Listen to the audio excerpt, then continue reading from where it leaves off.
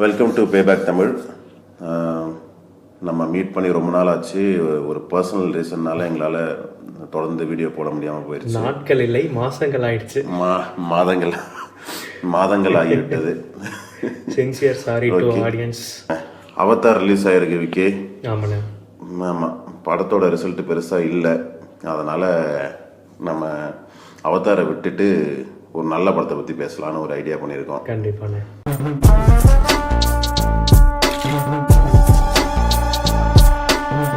Okay, இன்னைக்கு என்ன படம் பார்க்க போகிறோன்னா, கிலர்மோ டெல் டோரோவோட ஃப்ராங்கென்ஸ்டைன் இப்போ ரிலீஸ் ஆகிருக்கு நெட்ஃப்ளிக்ஸில்.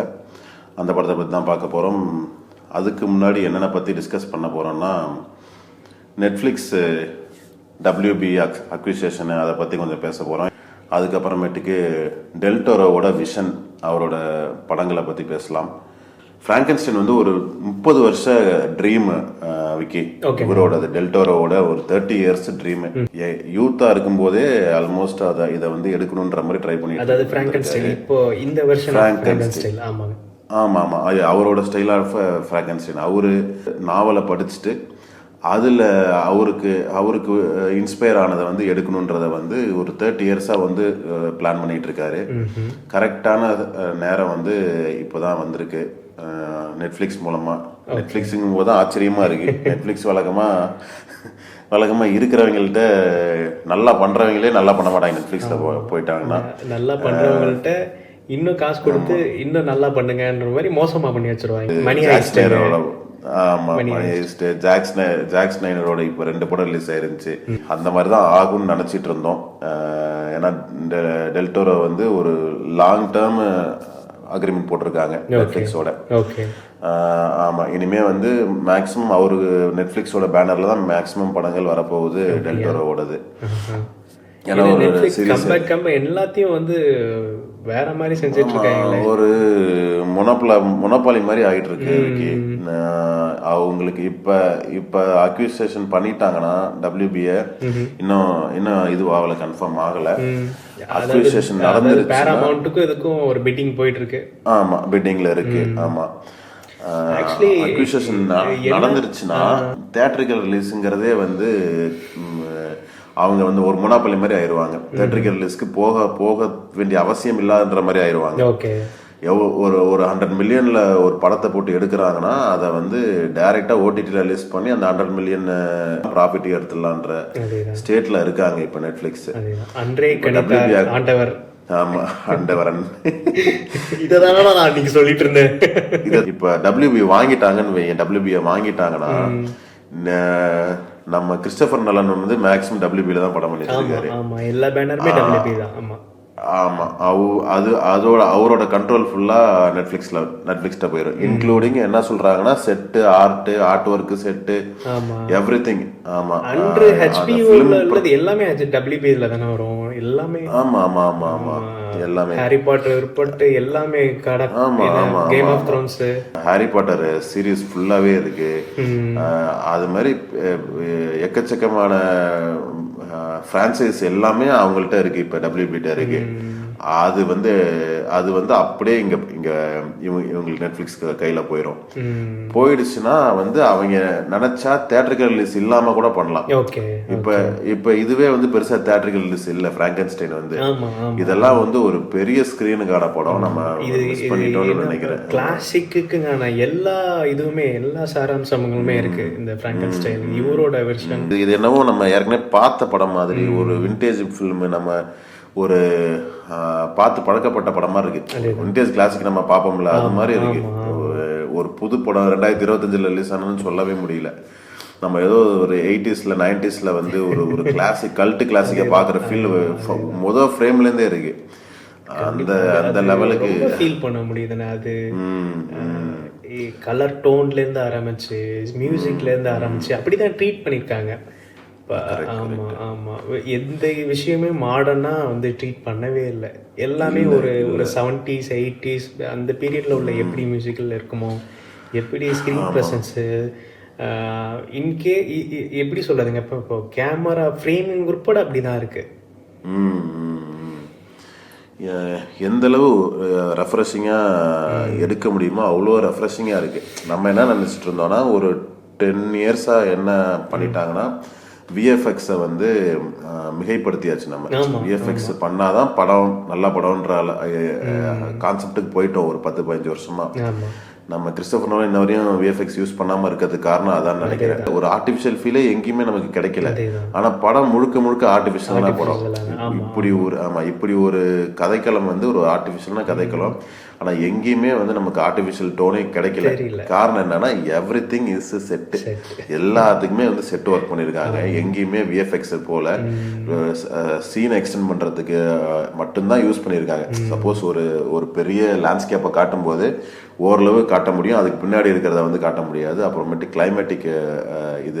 கிளைமேட்டிக் கண்டிஷன்ஸை காட்டுறதுக்கு ஒரு பனி பெய்கிற மாதிரி அந்த மாதிரி இடத்துக்கு தான் வந்து யூஸ் பண்ணியிருக்காங்க விஎஃப்எக்ஸை. வேறு எங்கேயுமே விஎஃப்எக்ஸ் யூஸ் பண்ணலாம். அப்புறமேட்டுக்கு வந்து இது மாடர்ன் திங்ஸை ஒயரிங்கு இதெல்லாம் கட் பண்ணுறதுக்கு யூஸ் பண்ணியிருக்காங்க. ஒயர்ஸ் போகிறத ஒரு டவர்ஸ் இருக்கிறத கட் பண்ணுறதுக்கு தான் யூஸ் பண்ணியிருக்காங்க. சிம்பிளஸ்ட் டூல் தான் யூஸ் பண்ணியிருக்காங்க. ஆமாம் எவ்ரி திங் வந்து செம்ம கிராண்டராக இருக்குது ஃபிலிமு. எல்லாமே என்னன்னா handcrafted. Everything handcrafted. Individual மேக்கப்ல இருந்து பிடிஎஸ் அந்த வீடியோ பாத்தீங்கன்னா மேசிவா இருந்துச்சு. அந்த போட் செட்டா இருக்கட்டும், கிம்பல் வச்சிருக்காங்க. போட்டு கடியில கிம்பல் வச்சு ஹைட்ராலிக் வந்து ஷேக் பண்றாங்க. ஹைட்ராலிக் கிம்பல் வச்சு ஷேக் பண்றாங்க.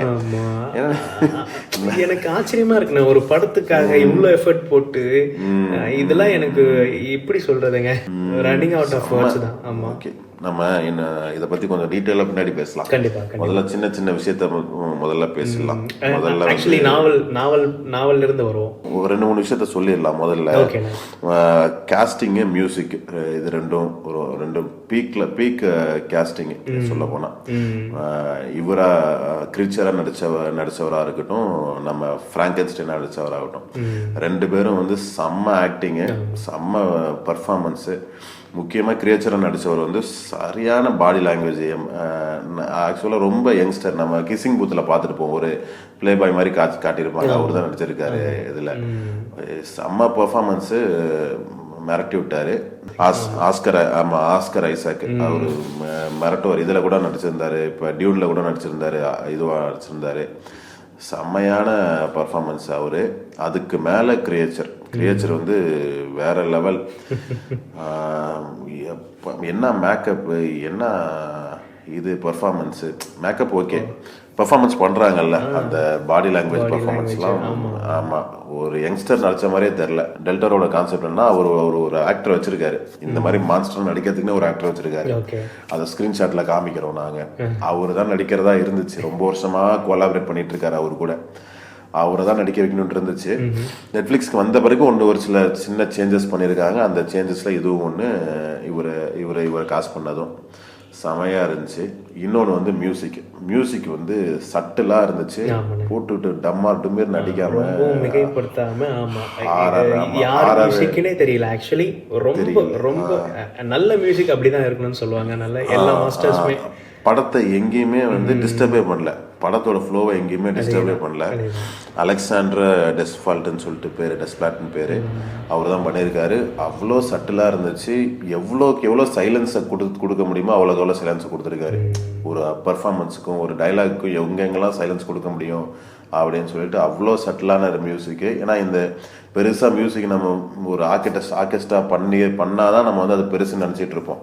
ஆனால் வந்து எந்த இடத்த சைலன்ஸ் பண்ணணும், ஒரே ஒரு இன்ஸ்ட்ருமெண்ட்டை வச்சு பண்ணாலுமே அந்த மியூசிக் வந்து பிரம்மாண்டமாக இருக்கும். அந்த மியூசிக் வந்து நம்மளோட பக்கத்தில் நிற்கும்னு சொல்லிட்டு காமிச்சிட்டாரு. ஏன்னா இதை வந்து நம்ம யாரும் பெருசாக பேசணும்னா டெக்னிக்கலாக நம்ம நிறையா பேசிடுவோம். நம்ம மற்ற விஎஃப்எக்ஸ்லேருந்து ப்ரொடக்ஷன் டிசைன்லேருந்து கண்டிப்பாக பேசுவோம். ஆனால் இவரை பற்றி நம்ம பேச மாட்டோம். அதெல்லாம் முன்கூட்டியே ஒரு வார்த்தை சொல்லிடலாம்னு சொல்லிட்டு ஸ்டார்ட் பண்ணது. அந்த படத்தில் வந்து சைலன்ஸ் வந்து ரொம்ப தேவைப்படுது. எந்தெந்த இடத்துல கரெக்டாக யூஸ் பண்ணுவோம், கரெக்டாக யூஸ் பண்ணியிருக்காங்க. புக்கு எழுதுனது வந்து மேரி ஷெல்லின்னு சொல்லிட்டு அவங்க தான் நாவலா ரைட் பண்ணது. ஃபர்ஸ்ட் ஆரிஜின் ஆஃப் ஃப்ராங்கென்ஸ்டைனை வச்சு பாப் கல்ச்சர்ல எக்கச்சக்கமான படங்கள் வந்துருச்சு, சீரிஸ் வந்துருச்சு. எல்லா இடத்தையும் எங்கெங்கெல்லாம் ரெஃபர் பண்ண முடியுமோ பாப் கல்ச்சர்ல எல்லா இடத்தையும் ரெஃபர் பண்ணிட்டாங்க ஃப்ராங்கென்ஸ்டைனை. எல்லா ஜான்ராவும் வந்துருச்சு. சீரியஸ்ல இருந்து, ஹாரர்ல இருந்து, காமெடியில இருந்து. ஆமா, சில்ட்ரன்ஸ் கொண்டாடுற ஹோட்டல் டிரான்சில்வேனியால இருந்து எல்லாத்தையும் வந்து ஆமா எல்லாத்தையுமே ரெஃபரன்ஸ் வந்துருச்சு, அதோட ரெஃபரன்ஸ் வந்துருச்சு.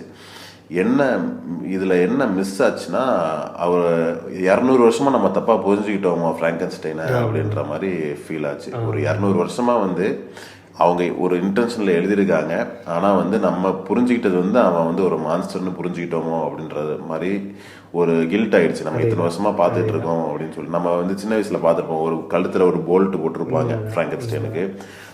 ஒரு டவர் மேலே ஒரு பயங்கரமான டவர் இருக்கும். அந்த டவர் மேலே அந்த இவர் அந்த கிரீச்சர் இருப்பார். அவர் வந்து அவர் வந்து கொல்ற மாதிரி இருக்கும். ஒரு ஒரு அறியாம தான் கொல்லுவார். ஆனால் வந்து அவர் ஒரு மான்ஸ்டர் மாதிரி டெபிக் பண்ணுவாங்க நம்ம படங்கள்ல. இதை வந்து அப்படியே புரட்டி போட்டுருச்சு எல்லாத்தையும். ஆமா, அந்த 3 சாப்டரா பிரிச்சிருந்தாங்கல்ல, ப்ரிலூட் இவரோட. அப்படியே எப்படி எனக்கு ஒரு இது இருக்கு எப்படின்னா, நம்ம தமிழ் சினிமால எப்படி நம்ம எப்படிலாம் எடுத்துருக்கலாம் அப்படின்ற மாதிரி எனக்கு ஒரு இது இருந்துச்சு. அப்படியே விருமாண்டிய ரெசம்லன் பண்ண மாதிரி இருந்துச்சு எனக்கு. அப்படியே கொத்தால தேவனோட சாப்டர் ஃபர்ஸ்ட், அப்படியே இவனோட பெர்ஸ்பெக்டிவ் அவனோட பெர்ஸ்பெக்டிவ் அப்படின்னு சொல்ற மாதிரி ஒரே சீக்வன்ஸ் தான், ஒரே இதுதான், 2ஆ பிரிச்சு அழகா சொல்ற மாதிரி ரொம்ப பெர்ஸ்பெக்டிவ் இருந்துச்சு. அதுவும் இந்த ஃப்ராங்கன்ஸ்டைனோட பெர்ஸ்பெக்டிவ்ல காமிச்சது ரொம்ப அழகா இருந்துச்சு. ஃபர்ஸ்டே ஃப்ராங்கன்ஸ்டைனோட விஷயம் நான் காமிச்சிட்டேன்னா, அவரோட இது ரொம்ப விக்டரோட இது வந்து ரொம்ப கம்மியா இருந்திருக்கும். ஃபர்ஸ்ட் விக்டரோட கேரக்டரை காமிச்சிட்டு அதுக்கப்புறம் ஃப்ராங்கன்ஸ்டைன் காமிச்சது வந்து ரொம்ப எஃபெக்டிவா இருந்துச்சு. விக்கி ஒரு நிமிஷம். ஃப்ராங்கன்ஸ்டைனுங்கிறது வந்து அவரோட பேர் தான். ஆரம்பத்துல இருந்து எல்லாத்துக்கும் உள்ள பிரச்சனை தான் இது. எல்லாருமே அதை தப்பா தான் நினைச்சிட்டு இருந்தோம். ஆமா, இது வந்து கிரேச்சர் ஃப்ராங்கன்ஸ்டைன், விக்டர் ஃப்ராங்கன்ஸ்டைன் தான் இவரோட பேரு, சயின்டிஸ்டோட பேரு. இதையும் நான் முன்னாடி அக்னாலஜ் பண்ணணும்னு சொல்லி நினைச்சிட்டு இருந்தேன். ஏன்னா நிறைய பேர் ஃப்ராங்கன்ஸ்டைன்னாலே அது வந்து மான்ஸ்டர்னு நினைச்சிட்டு இருந்தாங்க. ஆமா, அதனால நம்மளும் பேசும்போதே சின்ன வயசுல நம்ம பேசும்போதே ஃப்ராங்கன்ஸ்டைன் தான் சொல்லுவோம் அதையும். அதனால அது அந்த பழக்கத்துல சொல்லிட்டு இருக்கோம். ஆமா, அவரு தான் இது. அந்த 3 சாப்டரா பிரிச்சிருந்தது வந்து ரொம்ப எக்ஸ்ட்ராடனரியா இருந்துச்சு. அவ்வளவு கண்ணாப்பின்னு ஒரு 10-15 சாப்டர் ஆட் பண்ணாம, நம்ம படத்துல ஒரு சில பேர் வந்து நம்ம டரண்டினோ ஃபாலோ பண்றேன்னு சொல்லிட்டு 20 சாப்டர் போட்டு வச்சிருப்பாங்க படத்துக்கு. அவரு அந்த சீக்வன்ஸ் தான் தாண்டி வேற இது போயிட்டு இருக்காருப்பா, இன்னுமா அவரோட ஸ்டைல்லே பண்ணிட்டு இருக்கேன்ற மாதிரி. ஆமா, நானே என்ன மாதிரி படம் எடுக்கிறது இல்லை, ஆனா என்ன மாதிரி இன்னும் படம் எடுத்துட்டு இருக்கீங்கன்ற மாதிரி அவரு மாறிட்டாரு. இன்னும் டரண்டினோ ஃபாலோ பண்ணிட்டு இருக்காங்க. அது மாதிரி 20 சாப்டரை போட்டு எடுத்து எது அந்த பயலுக்கு இந்த பயலுக்கு எந்த சம்மந்தமும் கிடையாது. அந்த பயலுக்கு எனக்கு எந்த சம்மந்தமும் கிடையாது. எனக்கு எந்த சம்மந்தமும் கிடையாது. அது மாதிரிதான் படத்தை எடுக்கிறாங்க. டரண்டினோனே நினைச்சுக்கிட்டு எடுக்கிறாங்க படத்தை. அது மாதிரி எக்கச்சக்க சாப்டரை போட்டு கலந்து கட்டிடுவாங்க. இதுல 3 சாப்டர் செம்மையான இம்பாக்ட்ஃபுல்லான. எப்படி ஒரு சாப்டரை கிரியேட் பண்ணுங்கிறது, இப்படி கிரியேட் பண்ணாதான் வந்து எஃபெக்டிவா இருக்குன்றதை எப்படி கிரியேட் பண்ணுமோ அப்படி கிரியேட் பண்ணியிருக்காரு del டோரோ. ஃபென்டாஸ்டிக்கான screen play ஃபென்டாஸ்டிக்கான screen play. ஒரு எங்கேயுமே வந்து ஒரு இன்ட்ரெஸ்ட் இல்லாத ஒரு சீனே இல்லை, இன்ட்ரெஸ்டிங்கா இல்லை, ஒரு போரிங்கான சீனே இல்லை, ஒரு கதைக்கு தேவையில்லாத ஒரு சீனுமே கிடையாது. எல்லாருமே வந்து கதையை நவுத்திட்டு கிடையாது. ஆமா, ஒவ்வொரு சீனும் எங்கேயாவது ஒரு கதையை வந்து அதை எங்கேயோ நவுத்திட்டு போயிட்டே இருக்கு. செம்ம ஃப்ளோவா. அந்த 2.5 மணி நேரம் படம் நமக்கு போனதே தெரியல, அந்த அளவு சூப்பரா இருக்கு. டரண்டினோ படம் அப்படிதான் இருக்கும். எங்கேயுமே வந்து அந்த அவர் ஸ்கிரீன் பிளேல படம் எப்படா முடியும்னு நம்ம நினைக்கவே மாட்டோம், எவ்வளவு நேரம் ஓடுதுன்னு நினைக்கவே மாட்டோம். ஈவெண்ட்ஸ் அப்படியே கதை அடுத்த கட்டத்துக்கு நவுந்து போயிட்டே இருக்கும். நம்ம அதை பிடிச்சிட்டு போயிட்டே இருப்போம். டெல் டோரோ என்ன பண்ணாருன்னா, ஆக்சுவல் நாவலோட கான்செப்ட் எடுத்துட்டு பிரைட் ஆஃப் ஃப்ராங்கன்ஸ்டைன் ஒரு இது இருக்கு, மூவி இருக்கு. அதோட கான்செப்டையும் சேர்த்து தான் ஸ்கிரீன் பிளே எழுதியிருக்காரு. எப்படின்னா, நம்ம வசியோட கான்செப்ட் தான், நம்ம ரோபோவோட கான்செப்ட் தான். என்னைய தனியா நீ படைச்சிட்ட, அவன் எந்திரன், நம்ம என்ன தனியா படைச்சிட்ட, எனக்கு வந்து ஒரு துணை வேணும். இதுல இந்த படத்துல அதான் கான்செப்ட் நமக்கு. எனக்கு வந்து ஃப்ராங்கன்ஸ்டைன் அந்த எல்லாமே வந்து இதுதான் ஒரு மேஜரான ஒரு லைனா இருக்கும். அப்படிதானே? ஒரு ஹியூமனைஸ் பண்ற நேரம், அதாவது ஹியூமனுக்கும் அந்த கிரீச்சருக்கும் இடையில உள்ள போராட்டம் தான். ஹியூமன்னால எவ்வளவு பிரச்சனைகள் வருது அந்த கிரீச்சருக்கு. இதையும் எடுத்து சொல்லியிருக்கிறதா? ஓகே. ஆமா, என்னன்னா முன்னாடி காட்டினது என்ன எப்படின்னா வந்து ஹியூமன் பண்ணது வந்து சரி, மான்ஸ்டர் மேலதான் தப்புன்ற மாதிரி. என்னதான் இப்ப அவனுக்கு என்னன்னே தெரியாது. அது இப்ப ஒரு குழந்தை மாதிரி இது அதை வந்து இந்த படத்தை தான் தெளிவா டெபிக் பண்ணியிருக்காங்கன்னு நினைக்கிறேன். இதுக்கு பழைய ஃப்ராங்கன்ஸ்டைனும் ஒன்று ஒரு பிளாக் அண்ட் ஒயிட்ல இதுல பார்த்தேன் நான். பார்த்தீங்கன்னா அதுலயும் அது மாதிரிதான் இருக்கு. ஆனா வந்து அதை பெருசா வந்து அதை குளோரிஃபை பண்ணவே இல்லை அவங்க. இவன் வந்து ஒரு இன்னசென்ட்டுங்கிறத வந்து பெருசா குளோரிஃபை பண்ணல. இவன் வந்து ஒரு குழந்தை கூட விளையாண்டுட்டு இருப்பான். ஒரு பொம்மையை தூக்கி அந்த குழந்தை பொம்மையை ஏதோ தூக்கி உள்ளார ரிவர்ல போட்டுரும். இவன் வந்து அந்த குழந்தைய தூக்கி அதே மாதிரி அந்த குழந்தைய தூக்கி ரிவர்ல போட்டுருவான். எனக்கு அந்த சீனை பார்த்த உடனே இது ஆனா வந்து மக்கள் வந்து இவனை தேடி இது பண்ணிட்டு இருப்பாங்க. இவனை கொலை பண்ணிடுவாங்க, பிராங்கன்ஸ்டைனை கொலை பண்ணிடுவாங்க. அதான் கிளைமேக்ஸா இருக்கும். ஆனா வந்து இந்த விஷயத்த இப்ப அவனுக்கு ஒரு குழந்தை மாதிரி அவனால வந்து அதை வந்து அது எது நியாயம் எது தப்பு எது சரின்னு தெரியாது. எனக்கு இது ஏதோ எந்திரன் வந்து இந்த பிராங்கன்ஸ்டைனை பார்த்து எடுத்த மாதிரி தான் எனக்கு என்னமோ தோணுது. அவனுக்கும் ஆமா ஹியூமன் எமோஷன் இல்ல. இருக்கலாம். ஆமா, அவரு அதை பேஸ் பண்ணி எழுதியிருக்க வாய்ப்பு இருக்கு. இந்த படத்துல வந்து அதை வந்து பயங்கர ஹைலைட் பண்ணியிருந்தாரு டெல் டோரோ. ஆக்சுவலா என்னன்னா இந்த டெல் டோரோ வந்து என்ன சொல்லுவாருன்னா மான்ஸ்டர்ல வந்து ஹியூமனிட்டி நிறைய இருக்குன்ற மாதிரி தான் அவரோட படங்கள் இருக்கும். அவரோட தாட்டமே இருக்கும். ஆமா, இப்ப என்னன்னா அவரு வந்து சின்ன வயசுல இருந்து அவர் வந்து தனிமைப்படுத்தப்பட்டவர். இந்த மாதிரி திங்க் பண்றவங்களை வந்து யாருக்கும் பிடிக்காது. ஏன்னா இவர் வந்து ரொம்ப ஸ்ட்ரேஞ்சா திங்க் பண்றவர். இவரு நம்மளே சில பேர் பாத்தீங்கன்னா யாரா லூசு பைய மாதிரி என்னென்னமோ பேசிட்டு இருக்கான் அப்படின்ற மாதிரி இப்ப அது மாதிரி இருக்குல்ல. பசங்க வந்து அவங்க கூட மெர்ஜ் ஆக மாட்டாங்க. இப்ப இவருக்கு அதே இஷ்யூ தான் நடந்திருக்கு. இவரு தான் அந்த மான்ஸ்டர்ன்ற மாதிரி சின்ன வயசுல இருந்து அது அப்படிதான் அவரோட இதுவே இருக்கு, விஷயம் இருந்திருக்கு. எல்லாரும் என்னை வந்து வெறுக்கிறாங்க, என்னை வந்து தனிமைப்படுத்துறாங்க அப்படிங்கறதுனால மான்ஸ்டரையும் இவரு ஒண்ணுதான்ற மைண்ட் செட்ல தான் அவர் சின்ன வயசுல இருந்து இருந்திருக்காரு. எல்லா இடத்தையுமே பாத்தீங்கன்னா மான்ஸ்டருக்கு வந்து ஒரு ஹியூமனிட்டி, நானும் ஒரு மனுஷன் தான், என்னையும் யாரும் இது பண்ணலன்னு சொல்லிட்டு ஒரு ஹியூமனிட்டி எல்லா படத்துலயும் அவரோட இதுல வந்து இருந்துகிட்டே இருக்கும். ஆமா, அது வந்து ரொம்ப ஹைலைட்டா கான்செப்டே அதுதான் கோர். எல்லாமே எல்லா ஹியூமனும் சொல்லிட்டு அந்த கிரீச்சரை வந்து ரொம்ப வெறுத்துட்டு இருப்பாங்க. ரொம்ப ஒரு ஹாரர் ஃபுல்லா ஒரு மான்ஸ்டர் ஃபுல்லா அதை பார்த்துட்டு இருப்பாங்க. பார்த்தா ஒரு ஹியூமன் வந்து அது கூட பழகி ஒரு லவ் வச்சுக்கிற அளவுக்கு வந்து அது ஹியூமனிட்டி கலந்துருக்குன்ற அந்த பேசிக் கான்செப்டே ரொம்ப பீக்கா இருந்துச்சு. ஷேப் ஆஃப் வாட்டரை பத்தி நம்ம சொல்லவே இல்லை. அதுவும் ஆமா, இவரோட டெல் டோரோட கிளாசிக்கான படம். ஆமா, நான் அந்த படம் ரிலீஸ் ஆகி 2-3 வருஷமா பார்க்கவே இல்லை. ஆனால் ஒரு பர்சனல் ரீசன்னால மூவிஸ்லாம் சரியா பார்க்க முடியல, விட்டு போச்சு. நிறைய அரியர்ஸ் வச்சு நம்ம கிளியர் பண்ணிட்டு இருந்தோம். இப்போ ரீசெண்டாக தான் டச் பண்ண எல்லாத்தையும். அது மாதிரி விட்டு போயிருச்சு. படத்தை பார்த்துட்டு ஏன்டா மிஸ் பண்ணிட்டோம் அப்படின்ற ஒரு 2-3 வருஷமா மிஸ் பண்ணிட்டோன்ற மாதிரி ஆயிடுச்சு. கரெக்டா என்னோட அதிர்ஷ்டம் நான் அது தியேட்டர்ல பார்த்தேன். ரொம்ப பயங்கரமான ஒரு எக்ஸ்பீரியன்ஸ். அதோட கலர் பேட்டர்னு கிரீனி ஷேடு வந்துங்க அவ்வளோ சூப்பரா பண்ணிருப்பாரு. செட்டுல இருந்து ஆரம்பிச்சு அந்த பேட்டர்ன் செட் பண்ற அந்த கலர் பேட்டர்ன் செட் பண்ற அந்த ரோல் பாத்தீங்கன்னா பயங்கரமா இருந்துச்சு. இதுலயுமே சரிங்க, பிராங்கன்ஸ்டைன்லயுமே பயங்கரமா அதே தான். ஆமா, ஆக்சுவலா மூவி நாவல்ல வந்து பிராங்கன்ஸ்டைனை வந்து டெபிக் பண்ணது வந்து இப்ப நம்ம இந்த படத்துல காட்டின மாதிரி டெபிக் பண்ணிருக்காங்க. ஹாரர் மாதிரியே காமிச்சிருக்க மாட்டாங்க நாவல்ல பாத்தீங்கன்னா. இப்ப கிரியேச்சரை வந்து ஒரு இன்டெலிஜென்டான இது ஒரு திங்க் பண்றது மாதிரிதான் வந்து நாவல்ல இருந்திருக்கு. ஆனா வந்து இப்ப மக்கள் எப்படி எடுத்தா ஏத்துக்குவாங்களோ அந்த மாதிரி வந்து அதை மாத்திக்கிட்டாங்க. இந்த படம் எடுக்கும் போது வந்து ஒரு பாப் கல்ச்சர்ல கொண்டு போகும்போது எப்படி இருந்தா மக்கள் ஏத்துக்குவாங்களோ அந்த மாதிரி மாத்திக்கிட்டாங்க. ஒரு டிராகுலா மாதிரி, ஒரு வேம்பயர் மாதிரி. இப்ப அவங்க அதெல்லாம் நம்ம ஒரு கெட்டது மாதிரி நம்ம இது பண்றோம்ல, ஒரு ஜாம்பி மாதிரி, அத மாதிரி ட்ரீட் பண்ணிருக்காங்க. அது வரைக்குமே இன்ன வரையுமே யாருமே வந்து இந்த பிராங்கன்ஸ்டைன் உள்ளார வந்து அது வந்து ஒரு குழந்தை மாதிரி அதோட அதுக்குன்னு ஒரு ஃபீலிங்ஸ் இருக்கு. அதை வந்து யாரும் டச் பண்ணவே இல்லை. கொடுத்துருப்பாருங்க மான்ஸ்டரா இது பண்ணிருப்பாரு. எந்த கோராவும் ட்ரீட் பண்ணாம அழகா ஒரு விஷயம் பண்ணிருப்பாரு. ஆடம்ஸ் சொல்லிட்டு ஃபர்ஸ்ட் குழந்தைன்னு சொல்லிட்டு ஒரு கான்செப்ட் ஃபர்ஸ்ட் ஒரு புக்கு கொடுப்பாரு அந்த தாத்தா. அந்த புக்ல கன்வே ஆகும் நம்ம ஒரு ஆடம்ஸ் அப்படின்ற மாதிரி அவரு கன்வே ஆகும். அதெல்லாம் அந்த டைரக்டர்ஸ் டச் ரொம்ப அழகா இருந்துச்சு. ஆமா, செம்ம டச், அது செம்ம ரைட்டிங். அதெல்லாம் அதான் இப்போ ரைட்டிங் இப்படிதான் இருக்கணும். எப்படி இருக்கு பாருங்க. வேற ஒரு கிரியேச்சரே வந்து ஒரு மாதிரி ஒரு ஸ்டார்டிங்ல வந்து நமக்கு பயமுறுத்துற மாதிரி காட்டுவாங்க ப்ரீலோட்லயோ இதுலயோ.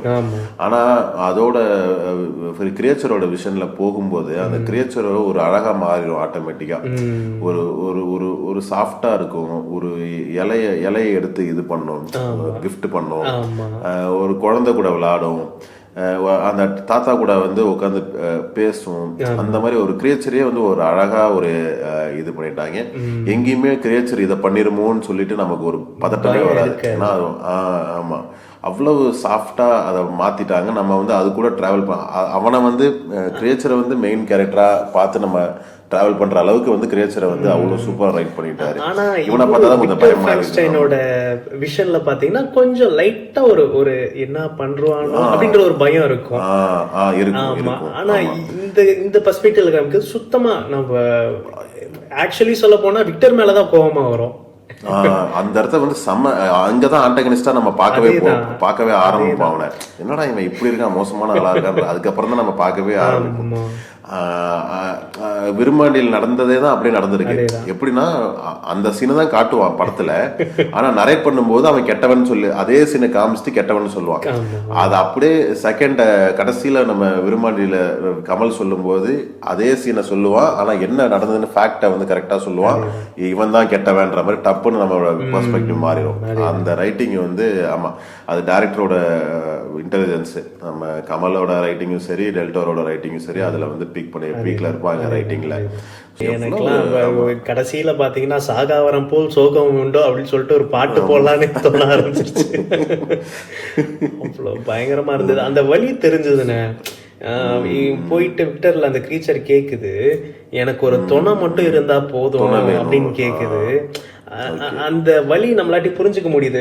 ஒரு டெத்துன்னு ஒரு விஷயம் இல்லைன்னா மனுஷன் ஒரு ஒரு ஒரு எந்த மனுஷன் கூட இல்லை, எந்த உயிரினமா இருந்தாலும் பயங்கரமா ஸ்ட்ரகிள் பண்ணும் அப்படின்ற ஒரு பயங்கரமான சைக்காலஜியா வந்து இது உணர்த்து இருந்துச்சு. இது கிஃப்ட், அதாவது டெத்துங்கிறது எவ்வளவு பெரிய கிஃப்ட் அப்படின்ற ஒரு இந்த சைக்காலஜி அந்த கீயை வந்து எப்படி வச்சிருந்தாங்கன்னா பயங்கரமான கூஸ்பம்ஸ் வந்து அந்த சீனுங்க. நம்ம நிறைய படத்துல நம்ம பார்த்துருப்போம். நம்ம 2000 வருஷமா நாங்க ஸ்கிரீன்ஷாட்ல போடுறோம், டக்குன்னு மறந்துருச்சு. ஆமா ஆமா, அந்த படத்தோட பேரன் நாங்க போடுறோம்.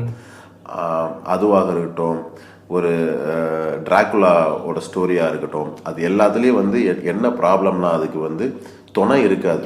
அதுதான் இஷ்யூவே. ஆமா, இந்த மூவியும் பாத்தீங்கன்னா அந்த சொன்னல ஏற்கனவே வந்து ஃபர்ஸ்ட் ஒரு புக்கையும் பேஸ் பண்ணி அதுக்கப்புறமேட்டுக்கு வந்து நம்ம பிரைட் ஆஃப் பிராங்கென்ஸ்டைன் சொல்லிட்டு ஒரு மூவி இருக்கு. அதுல வந்து அது வந்து இந்த மாதிரி இந்திரன் மாதிரி கான்செப்ட், எனக்கு வந்து ஒரு துணை வேணும் அப்படின்ற மாதிரி ஒரு கான்செப்ட். அதனால வந்து ஒரு பிரைடையுமே கிரியேட் பண்ணி கொடுப்பாங்க அந்த மூவில. இவன் இந்த படத்துல வந்து கிரீச்சர் அதுதான் வந்து கேட்கும் விக்டர் கிட்ட, எனக்கு வந்து எனக்கு யாராவது ஒரு ஆள் எனக்கு ஒரு துணை வேணும், எனக்கு அழியாத மாதிரி, ஆமா சாகாத மாதிரி எனக்கு ஒரு துணை வேணும் அப்படின்ற மாதிரி கேட்கும். இதுல அது ரெண்டையும் சேர்த்துதான் இவர் வந்து மூவியா எழுதியிருக்காரு. எழுதும் போது அதை இன்க்ளூட் பண்ணிக்கிட்டாரு. அந்த ஃபர்ஸ்ட் ஹாஃப்ல இருக்கிற அந்த இது வந்து கான்செப்ட் வந்து அந்த இதுதான் நாவலை பேஸ் பண்ணது. அதுக்கப்புறம் துணை வேணுங்கிறது வந்து அந்த மூவியை பேஸ் பண்ணது. அந்த மூவியோட கோரை எடுத்துக்கிட்டு ரைட்டிங் ஃபுல்லா ஆர்டிஸ்ட்பாங்கல்ல, பர்ஃபெக்டான ஒரு வேர்டுங்க அது. அழகா ஆமா, எப்படி சொல்றது, எந்த விஷயத்த கரெக்டா எடுத்து எப்படி ஃபியூஷன் பண்ணுமோ எப்படி பண்ணமோ அந்த அளவுக்கு சூப்பரா பிளான் பண்ணிருக்காரு. டெல்டோரோ என்ன அவரோட தாட் என்னவா இருந்துச்சுன்னா, அந்த பாப் கல்ச்சர்ல எப்படி பிராங்கை நமக்கு காமிச்சாங்களோ அதை வந்து சுத்தமா மறந்துடணும் எல்லாரும் அப்படின்ற மைண்ட் செட்ல தான் வந்து எடுத்திருக்காரு இந்த படத்தை. நம்ம சின்ன வயசுல பார்த்திருப்போம், கழுத்துல அந்த போல்ட் இருக்கும். அந்த போல்ட் இருந்துச்சுன்னா தான் அது வந்து அந்த மான்ஸ்டர்னு சொல்லிட்டு நமக்கு தெரியும். கார்ட்டூன்ல பார்த்திருப்போம். காமெடி பிலிமா கூட வந்திருக்கு பிராங்கென்ஸ்டைனை வச்சு. Full and full throughout the movie வந்து ஃபுல் அண்ட் ஃபுல் காமெடி பேஸ்டாவே இருந்திருக்கு. பேரடி மாதிரியே பண்ணிருக்காங்க. மூவிஸ் இருக்கு, நிறைய மூவிஸ் இருக்கு, எக்கச்சக்கமான வெர்ஷன் வந்துருச்சு. 1940s இருந்து எடுத்துட்டு இருக்காங்க. நிறைய வெர்ஷன் வந்துருச்சு. நம்மளே கூட நிறைய கார்ட்டூன்ல பார்த்திருக்கோம், நிறைய மூவிஸ்ல ரெஃபரன்ஸா வந்திருக்கும் பார்த்திருப்போம். வெனஸ்டே ஹேண்ட் கூட கைண்ட் ஆஃப் ஒரு பிராங்கென்ஸ்டைன் டைப் தான். ஆமா, நிறைய இதுல பார்த்தாச்சு நம்ம. ஆனா என்னன்னா அந்த ஒரிஜினல் ரைட்டிங்கோட டெபிக்ஷன் எதுலையுமே இல்லை. அந்த பாப் கல்ச்சர், அதாவது பாப் கல்ச்சர்ல காட்டின மான்ஸ்டர் கிரியேச்சர் வேற, அவங்க எழுதின கிரியேச்சர் வேற. ஆக்சுவலி கான்சியஸா இது வந்து இப்படி இருக்கக்கூடாதுன்னு தான் பண்ணியிருக்காரு. அது இல்லைன்னா வந்து நமக்கு வந்து அதான் ஏற்கனவே பார்த்துட்டோமே, அந்த மாதிரி தான் நமக்கு தோணி இருக்கும். நான் எப்பயுமே இவர் ஃப்ராங்கன்ஸ்டைன் எடுக்கிறாருன்னொடனே எனக்கு அதான் தோணுச்சு. சரி, இவர் மான்ஸ்டர் மேலே விருப்பம் இருக்கிறவரே, சரி இது மாதிரி தான் எடுப்பாரு அப்படின்ற மாதிரி தான் நமக்கு தாட் இருந்துச்சு. ஆனால் வந்து எல்லாத்தையும் உடைச்சிட்டாரு. நம்ம ஆமாம், எப்படிலாம் நம்மள மாதிரி தான் இருந்திருக்காரு போல. எங்கேஜ்ல பொம்மையை பார்த்துட்டு நம்மளாம் அப்படிதான் இருப்போம், கற்பனையிலே சுத்திட்டு இருப்போம். கற்பனையில் அதே போல கதையா சின்ன வயசுல கதையா பேசுவோம், சம்பந்தமே இல்லாம ஒரு இது பண்ணுவோம். அதெல்லாம் லிட்டரலி அப்படிதான் ஸ்கூல்ல ட்ரீட் பண்ணுவாங்க, புள்ளி பண்ணுவாங்க. இருந்திருக்கு, நம்மள புள்ளி தான் பண்ணுவாங்க. ஆக்சுவலி இவரு டைரக்டர் டெல்டரோவே அதான் சொல்லுவாருங்க, கிளாசிக்னா அப்படிதான் இருக்கணும். நம்ம இப்போ இந்த ஏஜ்ல நம்ம பாக்குறோம், ஆஃப்டர் ஒரு 10 ஏஜ்ல இந்த படத்தை பார்க்கும் பொழுது அது ஒரு வேற பெர்ஸ்பெக்டிவ் கொடுக்கும். ஆமா, அந்த புக்குமே அவர்தான் அப்படிதான் எக்ஸ்பீரியன்ஸ் ஆயிருக்கு. சோ இதுதான் கரெக்டான ஏஜ்னு சொல்லிட்டு அவர் இப்பதான் வந்து படமா பண்ணிருக்காரு. கரெக்ட், அவரே இப்பதான் மெச்சூர் ஆகுறான்னு சொல்றாரு. இந்த படத்தை எடுக்கிறதுக்கு வந்து ஐ ஹேவ் டு மெச்சூர் அப்படிங்கிறாரு. இப்பதான் அந்த மெச்சூரிட்டிக்கு வந்திருக்கேன் அப்படின்னு மார்டின் ஸ்கார்சிசி ஐயா சொல்ற மாதிரி, இதுதான்ப்பா சினிமா, இதுதான் ஆமா, this is cinema for me அப்படின்னாரு. அவரும் இதை தான் சொன்னாரு. நெட்ஃப்ளிக்ஸ்ல மேக்கிங்கும் இருக்கு, அதுவும் பாருங்க எவ்வளவு கஷ்டப்பட்டுருக்காங்க. நம்ம சும்மா இப்படி கிரீன் ஸ்கிரீனை போட்டு இப்படி இது பண்ணிட்டு முடிச்சு விட்டுறோம். ஒரு சின்ன ஒரு அயன்ல வந்து எக்யூப்மெண்ட் வச்சிருப்பாரு டாக்டர். அந்த எக்யூப்மெண்ட்ல இருந்து எவ்வளவு விஷயங்கள், எவ்வளோ பெரிய டவர்ல இருந்து எவ்வளவு ஒர்க் பண்ணியிருக்காங்க, ப்ரொடக்ஷன் டிசைன்ல எவ்வளவு ஒர்க் பண்ணியிருக்காங்கிறத அதை பாருங்க. நம்ம அதை பார்த்தா தான் நமக்கு தெரியும். நம்ம சும்மா விஎஃப்எக்ஸ் பெருசா பேசிட்டு இருக்கோம், இப்போ ஒரு 10-15 வருஷமா பேசிட்டு இருக்கோம். விஎஃப்எக்ஸ்லாம் ஒண்ணுமே இல்லைங்கிற அளவுக்கு தான் இவங்கெல்லாம் ஒர்க் பண்ணிட்டு இருக்காங்க. ஆக்சுவலி இங்க பாருங்க, இன்னும் nuances-ஆ சொல்ல போனோம்னா படத்துல எக்கச்சக்கமான பெயிண்டிங் ரெஃபரன்ஸுங்க பயங்கரமா இருந்துச்சு. எல்லாமே ஒரு எப்படி சொல்றது, மாடர்ன் கோத்திக்கு எல்லா ரெஃபரன்ஸுமே இருந்துச்சு அந்த பெயிண்டிங்ல. நல்லா இருந்துச்சு. வேணா ஸ்கிரீன்ஷாட் அப்படியே கம்பேர் பண்ணி போடுறோம், பயங்கரமா இருந்துச்சு. ஆமா, சூப்பர் விக்கி. இனிமே வீக்லி ஒரு வீடியோ போட போறோம். இனிமே புது படத்தை பார்த்து போடுற மாதிரி ஐடியா இல்ல. புது படம் நல்லா இருக்கா இல்லையான்னு சொல்லிட்டு எங்களுக்கு போடலாம். ஆமா புது படத்தை பார்ப்போம், நல்லா இருக்கா இல்லையான்னு சொல்லிவிட்டு எங்களுக்கு பிடித்த படங்களை தான் போட போறோம். இனிமேல் நமக்குன்னு ஒரு கம்யூனிட்டியை கிரியேட் பண்ணிக்கலாம். நம்மள மாதிரி படங்கள் பார்க்குற நிறைய பேர் இருக்காங்க மக்கள், அவங்களுக்காக நம்ம வீடியோ போடலாம். நிறைய பேர் அப்ரிஷியேட் பண்ணுவாங்க, நிறைய வீடியோ படங்கள் பார்ப்பாங்க. இதை பற்றி யாருமே பேசலையேன்ற மாதிரி நிறைய படங்கள் விட்டு போயிருக்கு. அந்த மாதிரி படங்களை பற்றி நம்ம கண்டிப்பாக பேச போகிறோம். வார வாரம் இன்னும் ஒன்று சொல்ல போனோம்னா, உங்களை மாதிரியே ஆஃபீஸ் போயிட்டு, உங்களை மாதிரியே கடைக்கு போயிட்டு ரொம்ப டயர்டாகி நைட் நேரத்தில் உங்களுக்கு பிடிச்ச மாதிரி எங்களுக்கு பிடிச்ச மாதிரி வீடியோ பண்ணிகிட்டு இருக்கோம். கண்டிப்பாக சப்போர்ட் பண்ணுங்க. நெக்ஸ்ட் ஒரு சூப்பரான வீடியோவில் சந்திக்கிறோம். அது வரைக்கும் subscribe and stay tuned. Signing off. Bye. Bye.